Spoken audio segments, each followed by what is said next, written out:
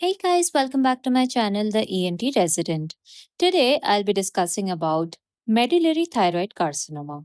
As I discuss this will wrap up all the thyroid carcinoma that we had to talk about. You can also now purchase my notes. I have added links in the description. Okay, so let's get started with medullary thyroid carcinoma. So, amongst all the different thyroid cancers that we have studied so far, this is actually quite a rare cancer that occurs in only 5% of all thyroid malignancies.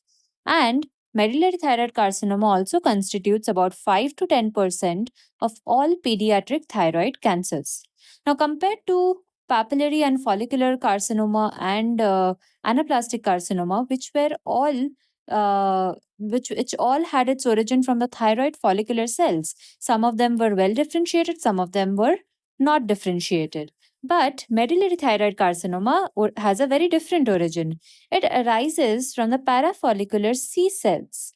Now, it is important for you to know the location of parafollicular C cells. Now, parafollicular C cells are located in the middle and the upper third of the thyroid gland, adjacent to or within the thyroid follicles, between the follicular cell basement membrane and surface epithelium. Now, why do we need to know the location of parafollicular C cells? That's because when you find a medullary thyroid carcinoma, its location is also usually limited to the middle and the upper third of the thyroid gland, most commonly because of the presence of more number of parafollicular C cells in this region. Next is medullary thyroid carcinoma is a neuroectodermal tumor, and we know that there is a familial association of medullary thyroid carcinoma with some others, with some syndromes. Now, this syndrome is known as MEN2A and MEN2B syndrome. Now, because this is a neuroectodermal origin tumor, this is also associated with other tumors of neuroectodermal origin, like in MEN2A and MEN2B. We'll talk a little bit about it just in a bit. Next thing to see is all other medullary thyroid carcinoma, all other thyroid cancers, usually they have a female preponderance. But in case of medullary thyroid carcinoma, we see that the sex ratio is almost equal. Now let's look into what are the different types of medullary thyroid carcinoma. So we can classify medullary thyroid carcinoma into sporadic type and the familial type. Now, sporadic is the more common type, seen in about 80% of the cases, whereas familial type is seen in about 20% cases. Now, the age will be varying in both of them. There are subtle differences between both. So, sporadic cases, usually this is more commonly seen in the 4th to 6th decade, and sporadic cases are also usually unifocal. This is an important question to remember. And sporadic cases also do not have any associated endocrinopathy. Whereas familial cases, which is seen in 20% of all medullary thyroid carcinoma, they are hereditary. The type of pattern of inheritance is autosomal dominant. This is a very important MCQ question that you need to know. Next is, whenever you see that the medullary thyroid carcinoma is multifocal, you suspect a familial syndrome associated with it, because usually unifocal cases are sporadic in nature, multifocal cases are hereditary. Also, familial cases are also bilateral. So, these are some differences between sporadic and familial medullary thyroid cancer. Now, familial cases, let's divide familial cases into three different types. One is when it is associated with MEN2A syndrome. Second is MEN2B, and third is familial medullary thyroid carcinoma, which is also known as FMTC. Now, out of all of these three, the more common one is MEN2A, which is seen in more than 50% cases. MEN2B is seen in about 5% cases, and familial MTC is the least common one. Now, this familial MTC, now all of them, they have different age groups at which it is common. First, let's talk about familial medullary thyroid carcinoma. This familial medullary thyroid carcinoma, just like sporadic carcinoma, both of them, the age is very similar. This is common in the 4th to 5th decade. And the age of onset of medullary thyroid carcinoma here is much later than the other two familial syndromes. And this is also a less aggressive version of a familial medullary thyroid cancer. Next, let's look at MEN2A and MEN2B. Now, we know about MEN syndrome, and MEN syndrome can be divided into MEN 1, 2, 4. 4 is very rare. MEN 1 is known as Werner syndrome, which is not associated with medullary thyroid carcinoma. MEN 2 can be further divided into 2A and 2B, both of which is associated with medullary thyroid carcinoma. Now, first, let's talk about MEN 2A. MEN2A is also known as Sippel syndrome. MEN1 is known as Werner syndrome. This is just for your knowledge and MCQ where you may be asked this. So MEN2A, in this case, we see much younger age group compared to the sporadic and the familial medullary thyroid cancer types. Here, it is more commonly seen in the second to third decade. Now, MEN2 syndrome has usually a red proto-oncogene mutation. But in the difference between MEN2A and MEN2B would be the codon exactly which is involved in that particular syndrome. So in MEN2A, we see a extracellular codon 634 mutation seen in about 85% of the cases. Now, how do we remember some of the features of MEN2A? You can just remember this has 1M and 2P. So with 1M, we have the medullary thyroid cancer. Second, with the 2Ps, we have pheochromocytoma and parathyroid hyperplasia. Amongst in this parathyroid hyperplasia, adenoma is the most commonly seen one. So these are the usual clinical features of MEN2A, and some rare variant can be associated with Hirschsprung's disease. This also you should remember, this is a MCQ question that can be asked. So MEN2A can be rarely associated with Hirschsprung disease and also something known as cutaneous lichen amyloidosis. Now, cutaneous lichen amyloidosis is this brownish plaques of multiple tiny papules, which is usually seen in the interscapular area. So this is about MEN2A syndrome, which is also known as the Sippel syndrome. Now, the second most common MEN syndrome associated with medullary thyroid carcinoma is the MEN2B syndrome. Here, the age group is even lower. Here, we see it in the first to second decade. Here too, we have a red proto-oncogene mutation, but the mutation is different over here. It is seen in the intracellular codon 918 mutation, seen in about 95% cases. Next important point to remember here is MEN2B is actually the most aggressive type of familial syndrome associated with medullary thyroid carcinoma. Now let's know a little bit about what are the different features we see in MEN2B. So here you should remember 3M and 1P. So what is it with 3M? First is medullary thyroid carcinoma. Next is we can see mucosal ganglioneuroma in the digestive tract, lip, tongue, conjunctiva. Third M is marfanoid habitus. And with P we have pheochromocytoma. So these are the main features that we see. Other than this, MEN2B syndrome also, they have a typical facial appearance with enlarged lips, and they can have multiple skeletal abnormalities like joint laxity, pes cavus, pectus excavatum, and markedly thickened corneal nerves. If you look at the images over here, these are all the different faces that can be involved with MEN2B syndrome. You can see there is this typical faces with enlarged lips. And the last image over here, this is showing mucosal ganglioneuroma of the tongue, which is again a very common feature seen in MEN2B syndrome. So this is about the different types of medullary thyroid carcinoma and what are the different familial diseases which are associated with it and what features we see in them.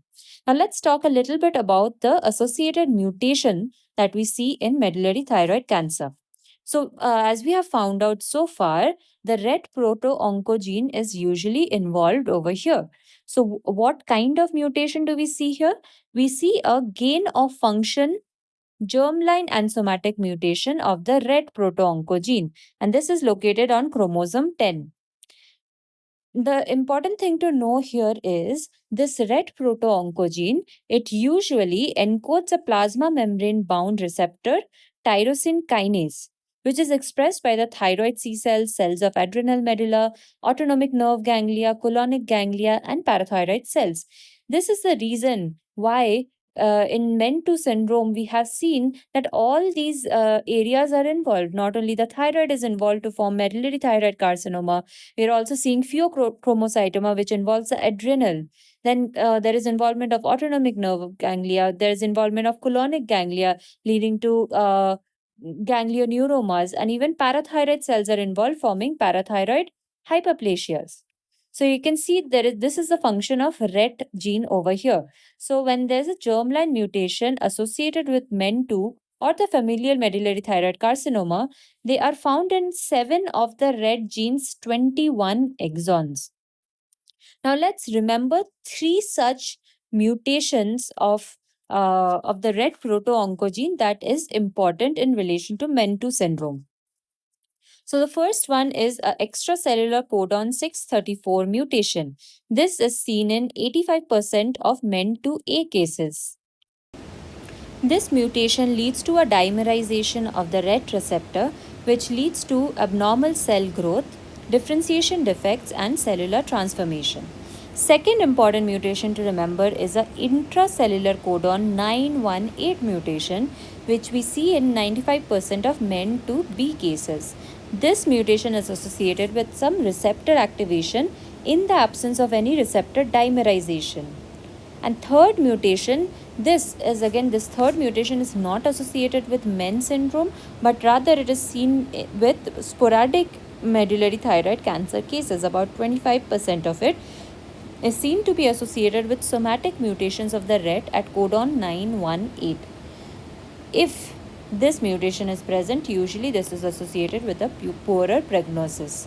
So this is about the RET proto-oncogene mutation in association with medullary thyroid cancer that you should know. Now let's talk about what are the clinical features we'll be seeing in a case of medullary thyroid cancer. So our most common presenting feature would be a painless thyroid swelling, which will be seen in more than 75% cases. In much later cases, we may be able to see compressive symptoms like dysphagia, hoarseness, dyspnea, even pain in the swelling. These are all features that develop later. It is important to know that in most of these patients, disease has already metastasized at the time of diagnosis. So there can be lymph node metastasis and there can be distant metastasis by hematogenous spread. So cervical lymphadenopathy has been seen in about 40 to 50% cases, and distant metastasis, the different sites are liver, lung, brain, bone, skin. This happens by hematogenous spread. Other than this, there are some compounds that are also secreted in medullary thyroid cancer, like we see elevated calcitonin levels. Now this elevated calcitonin level, which is produced by the parafollicular C cells, this can lead to the development of diarrhea. There can also be flushing, bone pain. And very rarely, in about less than 1% cases, we can see an increased ACTH or CRH production, which leads to the development of Cushing's syndrome. And when this happens, this is associated with a poorer prognosis.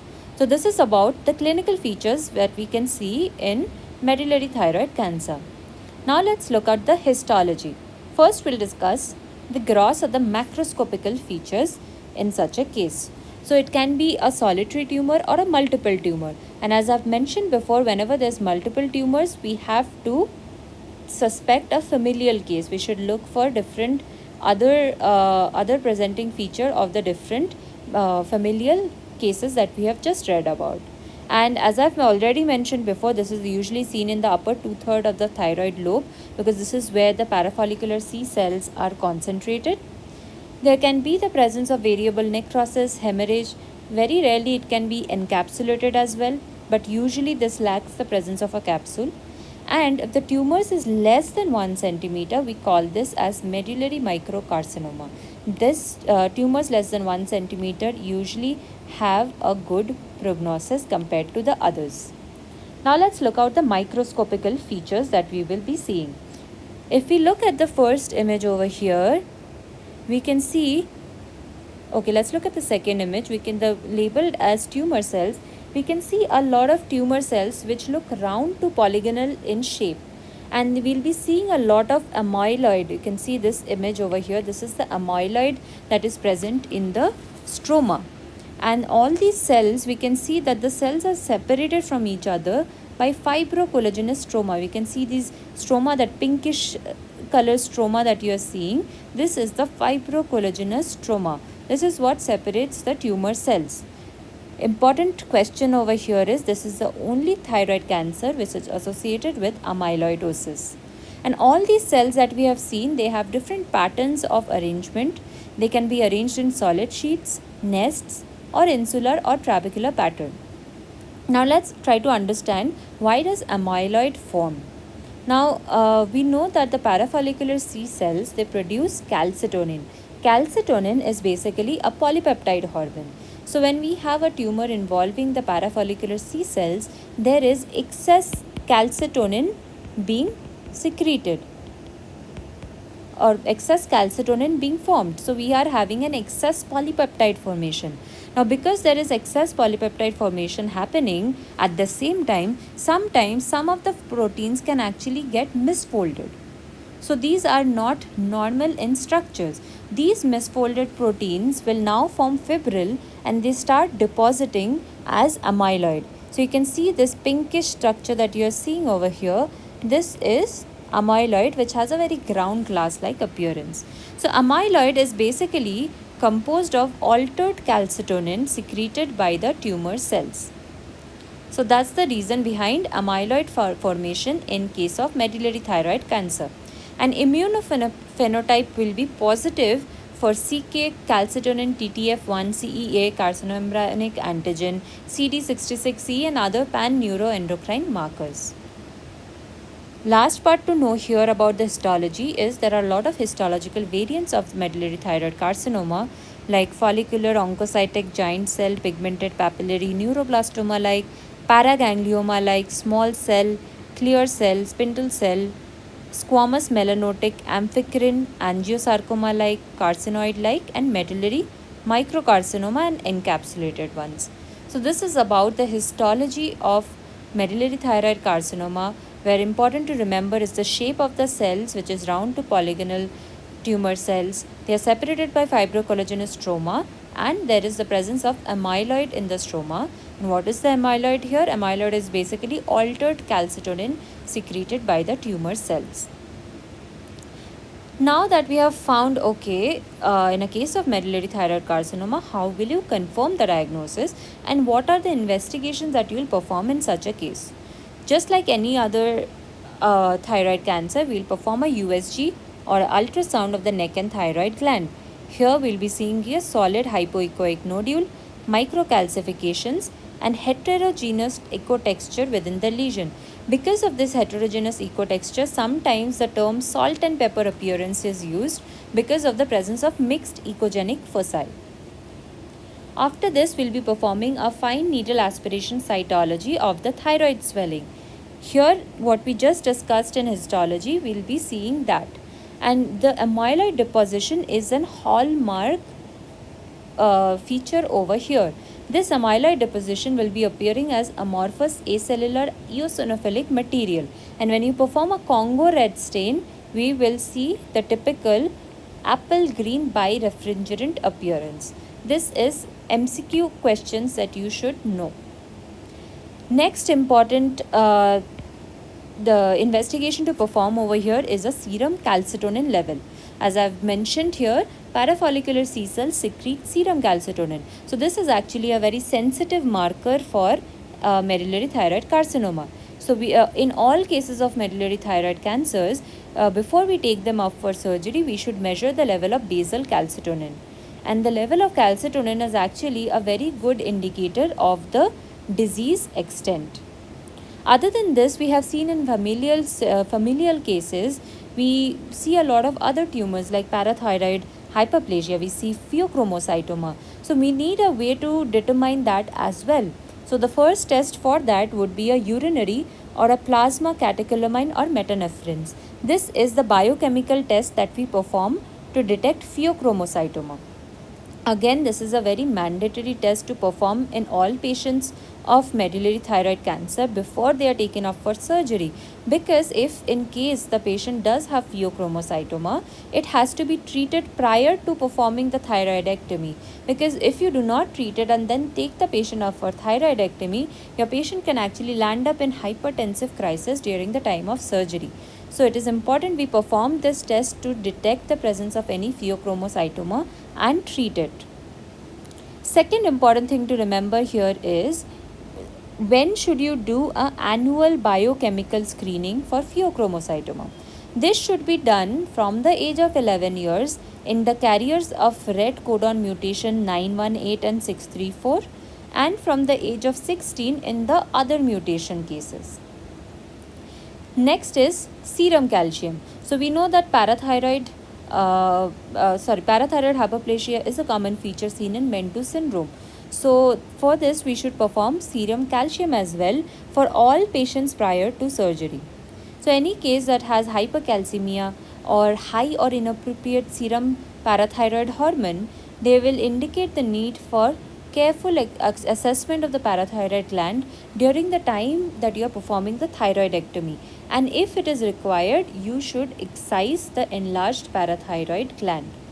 Here also we should know what is the age of commencement of screening for primary hyperthyroidism. This is the same as that of pheochromocytoma. Next is RET mutation analysis. So RET mutation analysis should be performed in all patients who get diagnosed with medullary thyroid carcinoma because of the high association with familial syndrome. DNA-based testing will be able to identify mutations in about more than 95% individuals with MEN2A and MEN2B, and in about 85% individuals with familial medullary thyroid cancer. So when a patient with medullary thyroid cancer is identified as carrying a RET mutation, genetic screening should be offered to all the first degree relatives. And anybody who comes up as identified as gene positive, they should be offered the option of therapeutic risk reduction or prophylactic surgery for medullary thyroid cancer. We'll talk about this prophylactic surgery in a little bit after we discuss the treatment. Other than this, we should perform a CT or MRI, which will help you in identifying tracheal esophageal invasion, mediastinal lymphadenopathy, and we should perform a preoperative laryngoscopy essential before the surgery to determine the status of the recurrent laryngeal nerves, and bone scan can be done to detect metastasis. So that's all about the investigations that we'll have to do in a case of medullary thyroid cancer. Next, let's talk about the treatment. So our treatment, a main treatment of choice in all cases of medullary thyroid cancer is total thyroidectomy with central compartment neck dissection. And while we perform surgery, it is important to preserve the recurrent and superior laryngeal nerve and parathyroid function. So let's look at the surgical approach in different case scenarios. Now we'll broadly divide the case scenarios into two types: patients who do not have distant metastasis and patients who have distant metastasis. How will our approach change in each of these cases? So first, let's talk about patients without distant metastasis. So our first case scenario here is a case of clinically evident medullary thyroid carcinoma. In these cases, we'll have to perform a minimum surgery of what I have just mentioned, which is total thyroidectomy and central lymph node dissection, which is level 6 and level 7. When will we think about lateral neck dissection?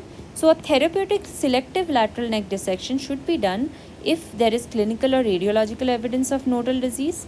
An ipsilateral prophylactic selective neck dissection is done when the central neck nodes are involved, as there is a high risk of lateral neck disease at the time of involvement of the central nodes.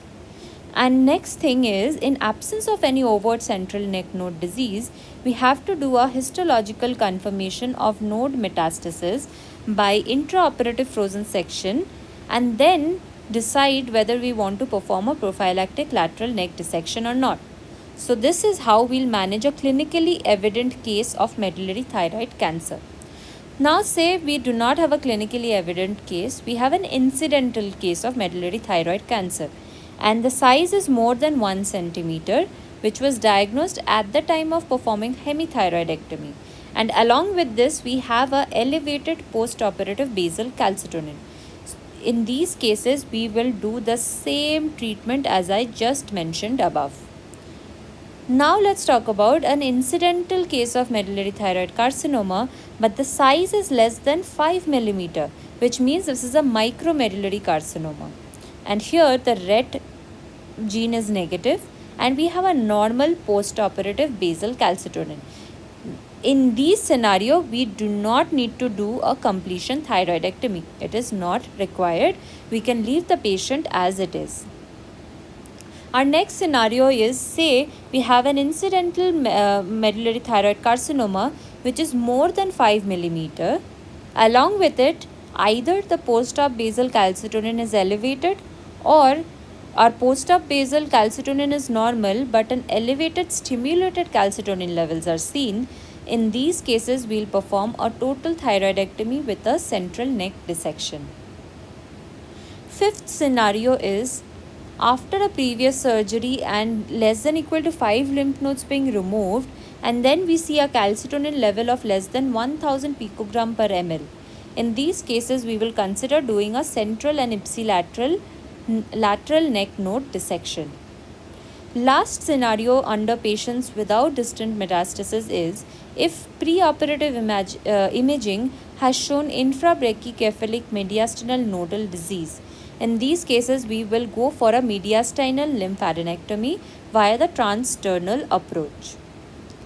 Last of all is the condition, say the patient has come to you with distant metastasis. What will we do here? So we'll do a total thyroidectomy, a central lymph node dissection.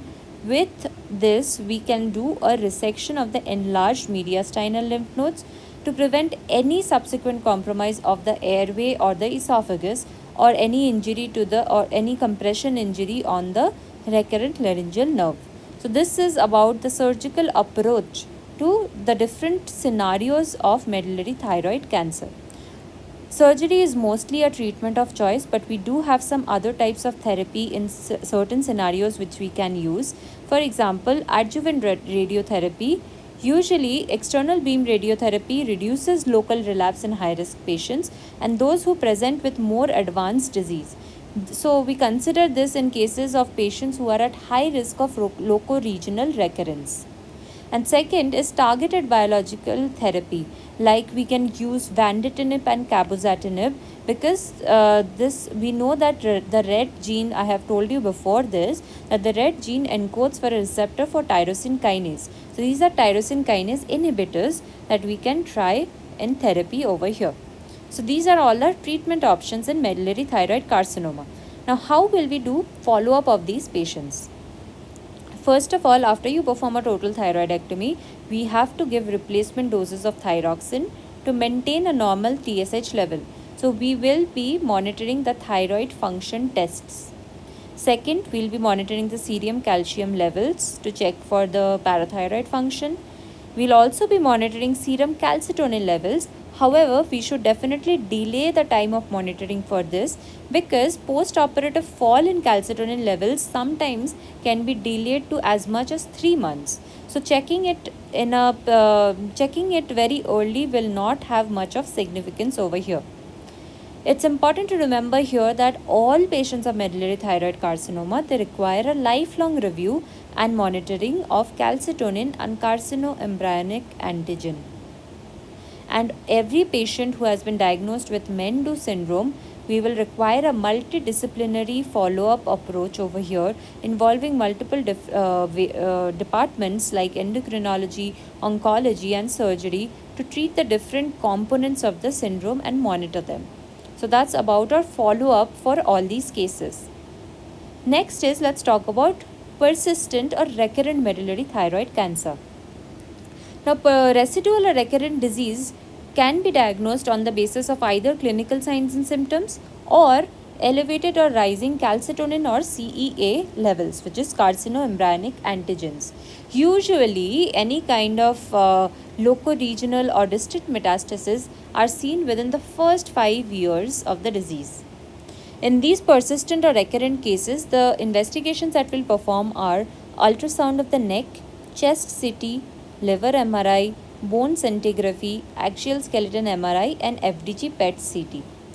And whenever a recurrent disease has been identified after an appropriate first time surgery, we have to consider for reoperative surgery.